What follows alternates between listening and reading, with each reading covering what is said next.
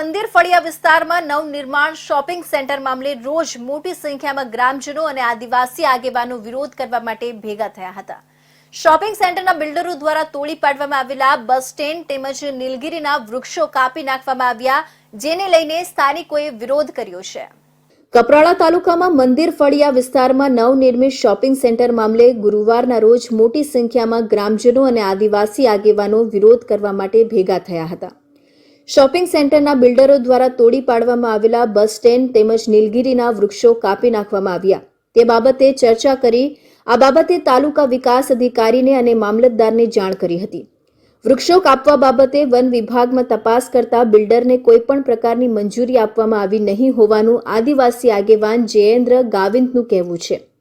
વધુમાં જયેન્દ્ર ગાવિંતે જણાવ્યું કે મામલતદાર દ્વારા હાલમાં બિલ્ડરોને મૌખિક રીતે ચેતવણી આપવામાં આવી છે કે જ્યાં સુધી આ પ્રશ્નનો ઉકેલ ન આવે ત્યાં સુધી કોઈ પણ પ્રકારનું કામ બિલ્ડરો કરવું નહીં। કપરાડા જેવા સંપૂર્ણ આદિવાસી વસ્તી ધરાવતા વિસ્તારમાં બિલ્ડરોની જો હુકમીના પગલે ઘેરા પ્રત્યાઘાત પડ્યા હતા અને મોટી સંખ્યામાં લોકો હાજર રહી બિલ્ડરો વિરુદ્ધની લડત ચાલુ રાખવાનું આહવાન કરાયું હતું। ઘણા સમયથી જે લારી ગલ્લાઓ હતા એ આજથી નહીં ઘણા લગભગ 60 વર્ષની ત્યારબાદથી જે એમનું જીવન ગુજારણ કરતા હતા અને એમની રજૂઆતો ઘણી બધી કલેક્ટર, મામલતદાર, અન્ય અલગ લાગતા વળગતા કચેરીને કરી હતી, પરંતુ જે અત્યારે જે બિલ્ડર છે એ બિલ્ડર દ્વારા જે ડિમોલેશન કરવામાં આવ્યું હતું અને ગઈકાલની ઘટના જે કપરાડા ખાતે જાહેર માટે બેસવા માટેનું બસ સ્ટેન્ડ હતું એ બસ સ્ટેન્ડ પણ એને ડિમોલેશન કરી નાખ્યું છે। ગઈકાલે જ્યારે એ ડિમોલેશન કર્યું અને તમામ મામલતદાર કચેરી, તાલુકા વિભાગ કચેરી,